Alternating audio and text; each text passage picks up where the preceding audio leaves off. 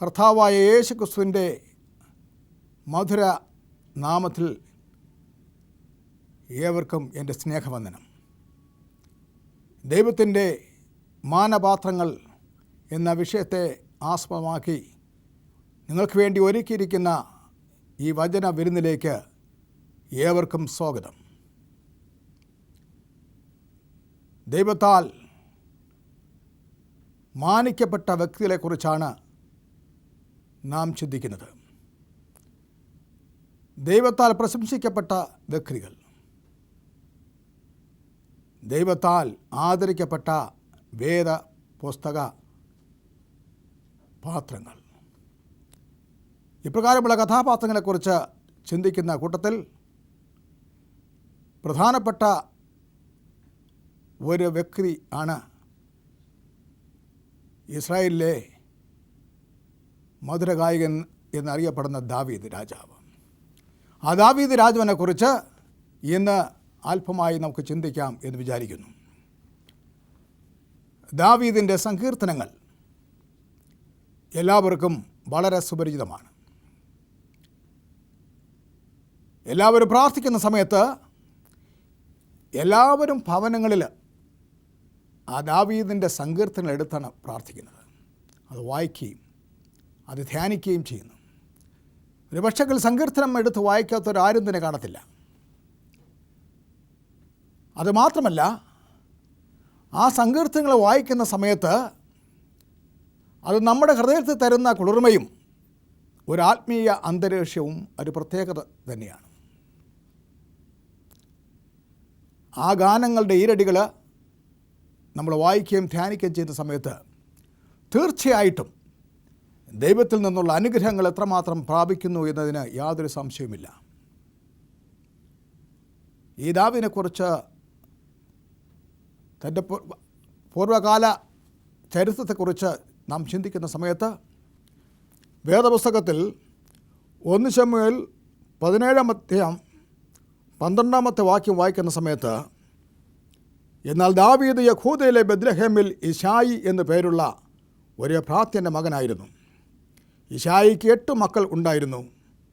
അവൻ ശൗലിൻ്റെ കാലത്ത് വയസ്സ് ചെന്ന് വൃദ്ധനായിരുന്നു എന്ന് പറയുന്നു. വേദപുസ്തക നിഘണ്ടു വായിക്കുന്ന സമയത്ത്, അത് പരിശോധിക്കുന്ന സമയത്ത് ദാവീദ് എന്ന വാക്കിൻ്റെ അർത്ഥം എബ്രായ ഭാഷയിൽ ബിലവഡ് അഥവാ പ്രിയപ്പെട്ടവൻ എന്നാണ് നൽകിയിരിക്കുന്നത്.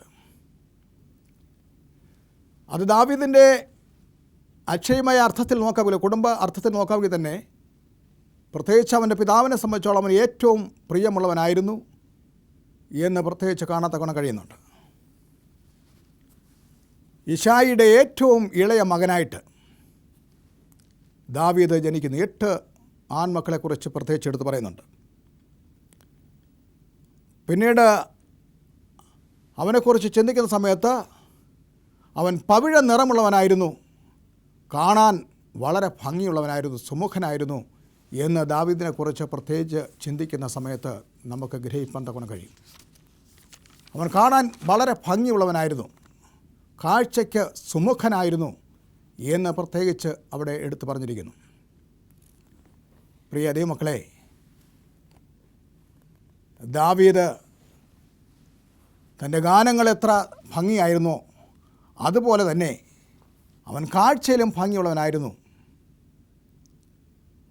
ദാവീദിനെ ദൈവം അനുഗ്രഹിച്ച ഒരു വ്യക്തിയായിരുന്നു. ബാല്യത്തിൽ തന്നെ ദൈവത്തിൻ്റെ ആത്മാവ് അവനോട് കൂടെ ഉണ്ടായിരുന്നു എന്ന് ഗ്രഹിക്കാൻ കഴിയും. അവൻ്റെ അപ്പൻ്റെ ആടുകൾ മേച്ചുകൊണ്ടിരിക്കുന്ന സമയത്ത് ആടുകളെ ആക്രമിക്കാൻ വന്ന ഒരു സിംഹത്തെയും ഒരു കരടിയെയും ഒരു സമയത്ത് അവൻ തിരിച്ച് ആക്രമിച്ച് അതിൻ്റെ പുറകെ പോയി അതിൻ്റെ വായിൽ നിന്ന് ആടിനെ പിടിച്ചു വാങ്ങുകയും അതിനോട് മല്ലിട്ട് ആ സിംഹത്തെയും കരടിയെയും അവനെ കൊന്നുകളഞ്ഞതായിട്ട് പിന്നീട് അവൻ്റെ ചരിത്രത്തെക്കുറിച്ച്, അവൻ്റെ ബാല്യകാലത്തെ ആ കഥയെക്കുറിച്ച് പറയുന്നതായിട്ട് പിന്നീട് നമുക്ക് ഗ്രഹിക്കാൻ കഴിയുന്നു. തീർച്ചയായിട്ടും സാധാരണ ഒരു ബാലന് അപ്രകാരം ചെയ്യാൻ തൊക്കെ സാധ്യമല്ല. അതുകൊണ്ട് ഞാനിവിടെ മനസ്സിലാക്കുന്നത് ദാവീദിന് വാസ്തവത്തിൽ ദൈവത്തിൻ്റെ ആത്മാവ് അവൻ്റെ ബാല്യകാലത്തിൽ തന്നെ അവൻ്റെ മേലുണ്ടായിരുന്നു എന്നുള്ളതാണ്. ദൈവത്തിൻ്റെ ആത്മാവ് അവനിൽ ഇല്ലായിരുന്നെങ്കിൽ തീർച്ചയായിട്ടും ദാവീദിന് അപ്രകാരം ചെയ്യാൻ തൊക്കണം കഴിയത്തില്ലായിരുന്നു എന്ന് നമുക്ക് വ്യക്തമായിട്ട് മനസ്സിലാക്കാൻ തൊക്കണം കഴിയും. അവൻ നല്ല പോലെ പാടുന്നവനായിരുന്നു, അവൻ നല്ല പോലെ കിന്നരം വായിക്കുന്നവനായിരുന്നു എന്ന് വേദപുസ്തകത്തിൽ നാം പിന്നീട് കാണുന്നു. പിന്നത്തേതിൽ അവൻ്റെ ജീവിതത്തെക്കുറിച്ച് ചിന്തിക്കുന്ന സമയത്ത് അവൻ ശൗലിന് വേണ്ടി അവൻ കിന്നരം വായിക്കുന്നവനാണ്. ശൗലിന് വേണ്ടി അവന് ഇപ്രകാരം കിന്നരം വായിക്കുന്ന സമയത്ത് ശൗലിന്മേൽ വരുന്ന ദുരാത്മാവ് അവനെ വിട്ട് മാറിപ്പോകും എന്ന് നാം പിന്നീട് വായിക്കുന്നു. അങ്ങനെ ഒരു നല്ല സംഗീതജ്ഞനായി അവൻ മാറുന്നു. അവൻ്റെ ഗാനങ്ങൾ അന്നും ഇന്നും ആത്മീക ജനത്തിന് വലിയ പ്രചോദനം നൽകുകയും അവരുടെ ആത്മീയ ജീവിതത്തിന് ഏറ്റവും പ്രോത്സാഹനം നൽകുകയും ചെയ്തുകൊണ്ടിരുന്നു എന്ന് കാണുന്നു. ഇന്നും ആ സങ്കീർത്തനങ്ങൾ നമ്മുടെ ചെവിയിൽ മുഴങ്ങിക്കൊണ്ടിരിക്കുകയാണ്. ആ സങ്കീർത്തനങ്ങൾ അതിൻ്റെ അർത്ഥവും അതിൻ്റെ മാധുര്യമാർന്ന സ്വരവും നമ്മുടെ ജീവിതത്തെ മാറ്റിമറിക്കുന്നുണ്ട്. നമ്മുടെ രൂപാന്തരം പ്രാപിപ്പാൻ തക്കവണ്ണം നമുക്ക് അത് സഹായിക്കുന്നുണ്ട്. അത് നമ്മെ ചിന്തിപ്പാൻ തക്കവണ്ണം വളരെ സഹായിക്കുന്നുണ്ട് എന്ന് പ്രത്യേകം നാം മനസ്സിലാക്കണം. അങ്ങനെ ശൗലിന് കീഴിൽ അവന് സേവനമനുഷ്ഠിക്കുന്നതോടൊപ്പം കുറച്ച് നാൾ അവൻ്റെ അപ്പനെ കാണാൻ തക്കവണ്ണം, എൻ്റെ സഹോദരനെ കാണാൻ തക്കവണ്ണം, ആ സഹോദരന്മാരെ കാണുന്നതിനായിട്ട് അവൻ കുറച്ച് നാൾ വീട്ടിലേക്ക് പോയി എന്ന് പറയുന്നു. അവൻ തിരിച്ച് വരുന്ന സമയത്ത് ഒരു വില്ലാളി വീരനായിട്ട് അവൻ ജനങ്ങളുടെ മുമ്പിൽ അവരാൽ പ്രത്യേകിച്ച് സ്തുതിക്കപ്പെടുന്നവനായിട്ട് സ്ത്രീകൾ തപ്പും വീണകളുമായിട്ട് പാടി ശൗൽ 1000 എങ്കിൽ ദാവീദ് 10,000 എന്ന് അവർ പാടുന്നതായിട്ട് കാണുന്നു. അങ്ങനെ ദാവീദ് എല്ലാവരും അറിയപ്പെടുന്നൊരു വ്യക്തിയായി, എല്ലാവരും പുകഴ്ത്തപ്പെടുന്ന ഒരു വ്യക്തിയായി, എല്ലാവരിലും അവൻ അംഗീകരിക്കപ്പെടുന്ന ഒരു വ്യക്തിയായി പ്രത്യേകിച്ച് തീരുന്നു. ദാവീദിനെക്കുറിച്ച് ചിന്തിക്കുന്ന സമയത്ത് ദൈവത്തോട് ദാവീദ് എത്രമാത്രം കൂറുള്ളവനായിരുന്നു എന്ന് പ്രത്യേകിച്ച് ഗ്രഹിപ്പാൻ തക്കവണ്ണം കഴിയും.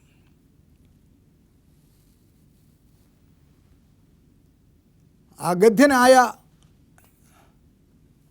ആ ഫെലിസ്ത്യൻ ഇസ്രായേൽ ജനങ്ങളെ അവൻ വെല്ലുവിളിച്ചുകൊണ്ട് എല്ലാ സന്ധ്യാസമയത്തും ആ താഴെ വന്ന് നിൽക്കുന്ന സമയത്ത് അവനോട് അടുക്കാൻ തക്കോണം, അവനെ നേരിടാൻ തക്കോണം എല്ലാവരും പേടിച്ച് വിറച്ച് ഓടുന്ന ആ സമയത്ത് ദാവീദ് ബാലനായിരിക്കെ തന്നെ അവന് മനസ്സ് വയ്ക്കുന്നു, അതിനുള്ള ധൈര്യം അവന് കാണുന്നു എന്ന് കാണുന്നു. പ്രിയ ദൈവമക്കളെ, എങ്ങനെയാണ് ആ ദാവീദിന് അപ്രകാരം ഉള്ള ധൈര്യം ലഭിക്കുന്നത്? വെറും ഒരു കല്ല് അത് മാത്രമേ വേണ്ടി വന്നുള്ളൂ ആ മല്ലനായ ആ ഗോലിയാത്തിനെ അവന് വീഴ്ത്തുവാൻ തക്കവണ്ണം. ഞാൻ പലപ്പോഴും ചിന്തിക്കാറുണ്ട്, അവന് ആ ഒരു കല്ലെടുത്ത് അവൻ എറിഞ്ഞ സമയത്ത് ഗോലിയാത്തിൻ്റെ നെറ്റിയുടെ തടത്തിൽ കൊള്ളാതെ അത് ഒരു വശത്തായിരുന്നു കൊള്ളുകയോ അല്ലെങ്കിൽ കൊള്ളാതെ പോയിരുന്നെങ്കിൽ തിരിച്ച് ദാവീദിൻ്റെ സ്ഥിതി എന്തായി മാറും? അവൻ വലിച്ച് കയറിക്കളയുമായിരുന്നു. എന്നാൽ ദാവീദിന് ദൈവത്തിൽ പരിപൂർണമായ വിശ്വാസമുണ്ടായിരുന്നു. അവൻ്റെ ദൈവത്തിലുള്ള വിശ്വാസം ഒരിക്കലും തന്നെ അവന് ഒന്നിലും പരാജയം ഏൽക്കേണ്ടി വന്നില്ല എന്നുള്ളതാണ്. അവൻ ചെയ്യുന്നതിനെല്ലാം ദൈവം അവനെ അനുഗ്രഹിച്ചിരുന്നു. അവൻ്റെ മേൽ ദൈവത്തിന് നടത്തിപ്പുണ്ടായിരുന്നു എന്ന കാര്യം നമ്മളിവിടെ ചിന്തിക്കേണ്ട ആവശ്യമാണ്. തീർച്ചയായിട്ടും എന്തുകൊണ്ടാണ് അവൻ ആ മല്ലനെ അങ്ങനെ വീഴ്ത്തുവാൻ തക്കവണ്ണം കഴിഞ്ഞത്? നാം ഈ ഭാഗങ്ങൾ വായിക്കുന്ന സമയത്ത് വ്യക്തമായിട്ട് നമുക്ക് ഗ്രഹിക്കാൻ തക്കവണ്ണം കഴിയും. സർവശക്തനായ ദൈവത്തിൻ്റെ, സൈന്യങ്ങളുടെ യഹോവയായ ദൈവത്തെ നിന്ദിക്കുന്നത് അവൻ ഒരിക്കലും ഇഷ്ടപ്പെട്ടില്ല. അവനെ ഒരിക്കലും അത് സഹിക്കാൻ കഴിഞ്ഞില്ല. പ്രിയ ദൈവമക്കളെ, എൻ്റെയും നിങ്ങളുടെയും സൃഷ്ടിതാവായ എന്നെയും നിങ്ങളുടെയും സ്നേഹവനായ ദൈവത്തെ മറ്റുള്ളവരും നിന്ദിക്കുന്നത് കേൾക്കുന്ന സമയത്ത് എനിക്ക് നിങ്ങൾക്കും അതേപ്രകാരം അതെടുക്കാൻ കഴിയുമെന്ന് ചിന്തിക്കുക. അവൻ അത്രമാത്രം അവൻ്റെ ദൈവത്തെ സ്നേഹിച്ചു. അവൻ അത്രമാത്രം ഇസ്രായേലിൻ്റെ ദൈവത്തെ അവൻ ബഹുമാനിച്ചു. അവൻ അത്രമാത്രം ദൈവത്തെ അവൻ മാനിച്ചു. അവൻ ദൈവത്തെ മാനിച്ചതുകൊണ്ട് ദൈവം തിരിച്ച് ദാവീദിനെ മാനിക്കുന്നതായിട്ട് കാണുന്നു. തീർച്ചയായിട്ടും ദൈവത്തിൽ നിന്ന് നമുക്ക് ബഹുമാനം ലഭിപ്പാൻ തക്കവണ്ണം, ആദരവ് ലഭിപ്പാൻ തക്കവണ്ണം ദൈവത്തെ നാം ആദരിക്കേണ്ട ആവശ്യമുണ്ട്. ദൈവത്തെ ആദരിക്കുക, ദൈവത്തെ മാനിക്കുക, ദൈവത്തിൽ നിന്ന് മാനം നാം കൈപ്പറ്റുക എന്ന് ചിന്തിക്കുന്ന സമയത്ത് അത് ദൈവത്തിൻ്റെ കൽപ്പനകൾ അനുസരിക്കുക എന്നുള്ളതാണ് ഏറ്റവും പ്രധാനം.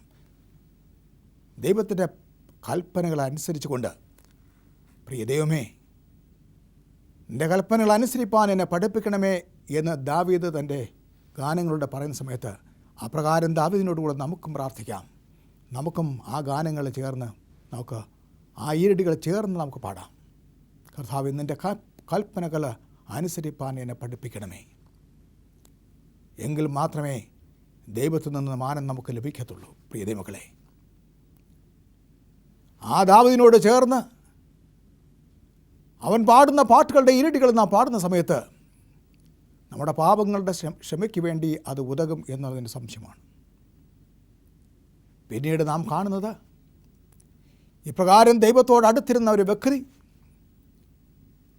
ഇപ്രകാരം ദൈവത്താൽ മാനിക്കപ്പെട്ട ഒരു വ്യക്തി, ഇപ്രകാരം വൻ കാര്യങ്ങൾ ചെയ്യാൻ കഴിഞ്ഞ ഒരു വ്യക്തി, പിന്നീട് അവൻ്റെ ജീവിതത്തിൽ അവൻ അനുഭവിക്കുന്ന പ്രയാസങ്ങളുടെ ഒരു പട്ടിക നാം കാണുന്നുണ്ട്. അവൻ വലിയൊരു പാപം ചെയ്യുന്നതായിട്ട് നാം കാണുന്നു. അവൻ ചെയ്യുന്ന പാപം അതിഭയങ്കരമായിരുന്നു എന്ന് നാം കാണുന്നു. ഊരിയാവിൻ്റെ ഭാര്യയെ അവൻ്റെ ഭാര്യയായി അവൻ എടുത്തിട്ട് അതിനു വേണ്ടി ഊരിയാവിനെ അവൻ കൊലപ്പെടുത്തുന്നതായിട്ട് കാണുന്നു. എത്ര നിഷ്ഠൂരമായ ഒരു സംഭവമായിരുന്നു അത്. ദൈവഭക്തനായ ഒരു വ്യക്തിക്ക് അപ്രകാരം ചെയ്യാൻ കഴിയുമെന്ന് നമ്മൾ ഒരിക്കലും ചിന്തിച്ചില്ല. ആർക്കും അത് ചിന്തിക്കാത്ത കഴിയുന്നില്ല. എന്നാൽ ഇവിടെ ദാവീദ് അത് ചെയ്യുന്നു. പലപ്പോഴും പലരും സ്ത്രീ വിഷയങ്ങളിൽ അവരുടെ ബലഹീനത കാണിക്കുന്നുണ്ട്. പ്രിയ ദൈവമക്കളെ, ദൈവത്തെ സ്നേഹിക്കുന്ന പ്രിയ യുവജനങ്ങളെ, എനിക്ക് നിങ്ങളോട് പറയാനുള്ളത്, ദൈവത്തെ സ്നേഹിക്കുന്ന നിങ്ങൾ കൽപ്പനകളനുസരിച്ച് യോസഫ് എപ്രകാരമാണ് ദൈവത്തിന് വേണ്ടി നല്ല പേരോടുകൂടെ നിലനിന്നത്, ആയതുപോലെ നമ്മൾ നിൽപ്പാൻ തൊക്കണം നമ്മൾ വളരെ പ്രധാനമായിട്ട് ശ്രദ്ധിക്കേണ്ട ആവശ്യമാണ്. പക്ഷേ ഇവിടെ ഇത്രയും അതിഭയങ്കരമായ ഇത്രയും വലിയ പാപം അവൻ ചെയ്യുന്നെങ്കിൽ തന്നെയും നാഥാൻ പ്രവാചകൻ ചെന്ന് അവൻ്റെ പാപത്തെക്കുറിച്ച് ബോധം വരുത്തിയ സമയത്ത്, പ്രിയ ദൈവമക്കളെ, ദാവീദ് അവൻ വിലപിച്ച് കരഞ്ഞ് അവൻ മാനസാന്തരപ്പെട്ട് അവൻ ദൈവത്തോട് അവൻ്റെ പാപത്തെ ഏറ്റുപറയുന്നതായിട്ട് കാണാൻ കഴിയുന്നു. ഇന്ന് എന്നെ കേൾക്കുന്ന അയ്യവരുമേ, ദൈവത്തിന് സ്തോത്രം. നമുക്ക് ഇന്ന് നമ്മുടെ പാപങ്ങളെ ഏറ്റു പറഞ്ഞുകൊണ്ട് ദാവീദ് ചെയ്തതുപോലെ നമുക്കും ദൈവത്തിൻ്റെ സന്നിധിയിലേക്ക് ചെല്ലുവാൻ തക്കണം കഴിയുമോ? 51-ാം സങ്കീർത്തനം, ഇതിന് ശേഷം അവൻ രചിച്ച ആ സങ്കീർത്തനം വായിക്കുന്ന സമയത്ത്, ദൈവമേ, നിൻ്റെ കരുണയുടെ ബഹുത്വപ്രകാരം എൻ്റെ പാപങ്ങളെ ക്ഷമിക്കണമേ, എൻ്റെ ലംഘനങ്ങളെ പൊറുക്കണമേ എന്ന് നമ്മുടെ വായിക്കുന്നു. അവൻ പാപക്ഷമയ്ക്ക് വേണ്ടി പ്രാർത്ഥിക്കുന്നു. സങ്കീർത്തനം 51 10ഉം 11ഉം ആ ഇരടികൾ വായിക്കുന്ന സമയത്ത്, നിർമ്മലമായൊരു ഹൃദയം എന്നിൽ സൃഷ്ടിച്ച് സ്ഥിരമായൊരു ആത്മാവിനെ എന്നിൽ തരയണമേ എന്ന് അവൻ ആ ഗാനത്തിലൂടെ അവൻ പാടുന്ന സമയത്ത്, ഇന്ന് ആ ഗാനത്തിൻ്റെ വരികൾ ഇന്ന് ഏറ്റു ചൊല്ലാത്തവർ അധികം പേരും പ്രാർത്ഥിക്കുന്ന സമയത്ത് ഈ വചനങ്ങൾ, ഈ ഈരടികൾ വീണ്ടും വീണ്ടും പറയാത്തവർ എത്ര പേരുണ്ട്? അധികം പേരും ഈ വചനങ്ങൾ, ഈരടികൾ അവരുടെ പ്രാർത്ഥനയിലെടുത്ത് പറയുന്നതായിട്ട് നമുക്ക് കാണാൻ കഴിയുന്നുണ്ട്. ഞാനും പലപ്പോഴും പ്രാർത്ഥിക്കുന്ന സമയത്ത് ഞാനും ഇപ്രകാരം ഈ വചനങ്ങളെടുത്ത് പറയാറുണ്ട്. നിർമ്മലമായൊരു ഹൃദയം എന്നിൽ സൃഷ്ടിച്ച് സ്ഥിരമായൊരു ആത്മാവിനായി നൽകണമേ എന്ന് പ്രാർത്ഥിക്കും. ദൈവത്തിന് സ്തോത്രം. എനിക്ക് നിങ്ങൾക്ക് അപ്രകാരം പ്രാർത്ഥിക്കാൻ തക്കണം കഴിയത്തില്ലേ പ്രിയ മക്കളെ? അത് മുഖാന്തരം ദൈവം അവൻ്റെ പാപത്തെ ക്ഷമിച്ചു കൊടുക്കുന്നതായിട്ട് കാണുന്നു. അവൻ നിർമ്മലമായ ഹൃദയം നൽകി എന്ന് കാണുന്നു. പിന്നീട് നാം വായിക്കുന്നത്, അപ്രകാരം ദൈവം അവൻ്റെ പാപത്തെ ക്ഷമിച്ചു കൊടുത്തതുകൊണ്ട് അവന് പിന്നീട് ജീവിതത്തിൽ അവന് വിജയമല്ലാതെ പരാജയത്തിലേക്ക് പിന്നീട് പോകുന്നില്ല എന്ന് കാണുന്നു. അത് മാത്രമല്ല, പിന്നെ പാപം ചെയ്യാൻ തക്കോണം അവൻ മുന്നോട്ട് പോകുന്നില്ല. പ്രിയ ദൈവജനമേ, ദാവീദിനെ പോലെ തന്നെ നമ്മളും പാപം ചെയ്യുന്ന സമയത്ത് ദൈവത്തോട് ഏറ്റു പറയുന്നവരായി തീരുവാൻ തക്കോണം, പാപങ്ങൾ ക്ഷമിക്കപ്പെട്ട വിധത്തിലായി തീരാൻ തക്കോണം നമ്മൾ എത്രമാത്രം ശ്രദ്ധ പതിപ്പിക്കുന്നു എന്ന് നാം ചിന്തിക്കുക. ദൈവത്തിന് സ്തോത്രം. ദാവീദ് ഇപ്രകാരം വലിയ പാപം ചെയ്ത ദാവീദിനെക്കുറിച്ചും പിന്നീട് നമ്മൾ വായിക്കുന്ന സമയത്ത്, അവിടെ എൻ്റെ ഹൃദയത്തിന് ഒത്തവൻ, എൻ്റെ ഹൃദയത്തിന് അനുരൂപമായിട്ടുള്ളവൻ, ഹൃദയത്തിനൊത്ത വ്യക്തിയാണ് എന്നാണ് ദൈവം ദാവീദിനെക്കുറിച്ച് ആ ശമൂവേൽ പ്രവാചകൻ അഭിപ്രായം പറയുന്ന സമയത്ത് നമ്മളത് കേൾക്കുന്നത്. ദൈവത്തിൻ്റെ ഹൃദയത്തിന് ഒത്ത വ്യക്തിയായിട്ട് അവിടെ ദാവീദിനെ അവിടെ ചിത്രീകരിക്കുന്നു. ഒരു പക്ഷേ നമ്മൾ ചിന്തിക്കാം, ഇത്രയും വലിയൊരു പാപം ചെയ്ത വ്യക്തിക്ക് അങ്ങനെ ദൈവത്തിന് ഹൃദയത്തിനൊത്തവണ്ണം ഒരു വ്യക്തിയാകാൻ തക്കണം എങ്ങനെ കഴിയുന്നുള്ളത്? പ്രിയ മക്കളെ, പാപികളെ സ്നേഹിക്കുന്ന കർത്താവ് നമ്മൾ എത്രമാത്രം നമ്മുടെ പാപങ്ങൾ കടുംചുവപ്പായിരുന്നാലും ഹിമം പോലെ വെളുപ്പിക്കാം എന്ന് വാഗ്ദത്തം ചെയ്ത കർത്താവ് നമ്മൾ എന്തുമാത്രം പാപങ്ങൾ ചെയ്തിരുന്നാലും ആ പാപങ്ങളെ ക്ഷമിപ്പാൻ തക്കോണം അവൻ ഒരുക്കമാണ് എന്ന് നാം ആ വാക്യങ്ങളെ നമ്മൾ വിശ്വസിക്കേണ്ട ആവശ്യമാണ്. അവൻ്റെ വാഗ്ദത്തങ്ങളെ നമ്മൾ വിശ്വസിക്കേണ്ട ആവശ്യമാണ്. പ്രിയ സ്നേഹിതരെ, അങ്ങനെയാണെങ്കിൽ ഇന്ന് തന്നെ നമ്മുടെ പാപങ്ങളെ ക്ഷമിച്ചു കിട്ടാൻ തക്കോണം ദൈവത്തിൻ്റെ അടുക്കലേക്ക് നമുക്ക് പോകാം. ദാവീദിനെ ദൈവം തൻ്റെ ജീവിതത്തിൽ മാനിക്കുന്നതായിട്ട് നാം കാണുന്നു. ദൈവത്തിന് സ്തോത്രം. ദാവീദിനെ അവന് നല്ല ഇതുപോലെ സർട്ടിഫിക്കറ്റുകൾ നൽകി ദൈവം അവനെ മാനിക്കുന്നു. A man of my own heart എന്നതാണ് നേരത്തെ ഞാൻ പറഞ്ഞതിന് അർത്ഥം. ഇംഗ്ലീഷിൽ അപ്രകാരമാണ് പറയുന്നത്. രണ്ടാമതായിട്ട് ദൈവം ദാവീദിനെ മാനിക്കുന്നത് അവനെ ഇസ്രായേൽ ജനങ്ങൾക്ക് രാജാവാക്കി അവനെ മാനിക്കുന്നതായിട്ട് കാണുന്നു. ദൈവത്തിന് സ്തോത്രം. പാപം ചെയ്ത വ്യക്തി ഇത്രയും വലിയ പാപമാണ് അവൻ ചെയ്തു എന്ന് നമ്മൾ പലപ്പോഴും ചിന്തിക്കാം. എങ്കിലും ദൈവം പാപം ക്ഷമിച്ചു കൊടുത്ത സമയത്ത് അവൻ്റെ ആ പാപത്തെക്കുറിച്ച് ദൈവം ഓർക്കുന്നില്ല. അവൻ ഒരു പുതിയ സൃഷ്ടിയായിട്ട് മാത്രമേ ദൈവം അവനെ കാണുന്നുള്ളൂ. ഈ സമയത്ത് അപ്പോസ്തലനായ പൗലോസ് പറഞ്ഞതുപോലെ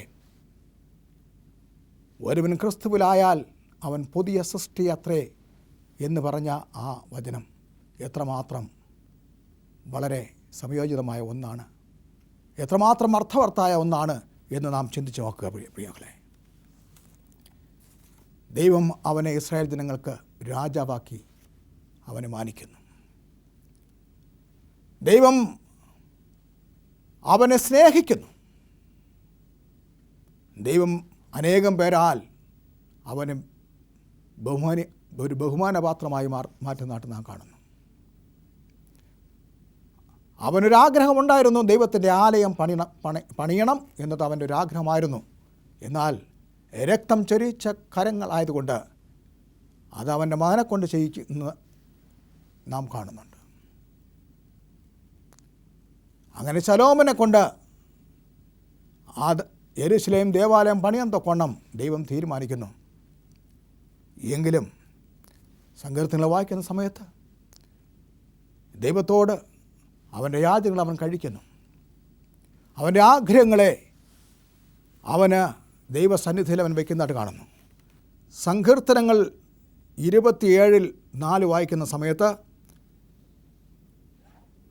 ഞാൻ യഹോവയോട് ഒരു കാര്യം അപേക്ഷിച്ചു, അതുതന്നെ ഞാൻ ആഗ്രഹിക്കുന്നു, യഹോവയുടെ മനോഹരത്വം കാൺമാനും അവൻ്റെ മന്ദിരത്തിൽ ധ്യാനിപ്പാനും എൻ്റെ ആയുഷ്കാലമൊക്കെയും ഞാൻ യഹോവയുടെ ആലയത്തിൽ പാർക്കേണ്ടതിന് തന്നെ. ദൈവത്തിന് സ്തോത്രം. ഞാൻ യഹോവയോട് ഒരു കാര്യം അപേക്ഷിച്ചു എന്ന് പറഞ്ഞു. ദൈവത്തിന് മനോഹരത്വം കാണുവാൻ അവൻ ആഗ്രഹിച്ചു, ആ ദൈവത്തോട് അപേക്ഷിക്കുന്നു. പ്രിയ ദൈവമക്കളെ, ഈ ദാവീദിനോട് ചേർന്നുകൊണ്ട് എനിക്കും നിങ്ങൾക്കും ദൈവത്തിൻ്റെ മനോഹരത്വം കാണുവാൻ തക്കോണം ദൈവത്തോട് നമുക്ക് അപേക്ഷിക്കാൻ തക്കോണം കഴിയുമോ? എത്ര പേർക്ക് ദൈവത്തിൻ്റെ മനോഹരത്വം കാണുവാൻ തക്കോണം ആഗ്രഹിക്കുന്നു?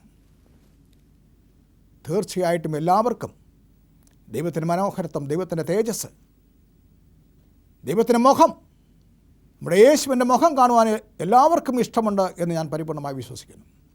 അങ്ങനെയാണെങ്കിൽ നമുക്ക് നമ്മെ തന്നെ ദൈവസന്നിധിയിൽ പരിപൂർണമായി സമർപ്പിച്ചുകൊണ്ട്